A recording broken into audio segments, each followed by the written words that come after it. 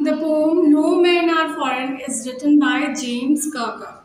In this poem, the poet presents the idea about universal brotherhood of equality. इस कविता में भाईचारे की बात कही गई है, जैसे हमारे भारत में कहा जाता है वसुधैव कुटुंबकम। ये समस्त धरती, ये पूरा संसार ही हमारा परिवार है। He says that no men are strangers and no country is foreign. All men are equal and same under different uniform and dresses. We all people all over the world have the same bodies. We live on the same land and breathe in the same air. We all have the same life of hard work, love, the common feeling of all over the world. ये कविता हमें ये बताती है कि हमें भाईचारे की भावना के साथ रहना चाहिए, इस धरती को ही अपना परिवार मानना चाहिए। यहाँ पर सब समान है।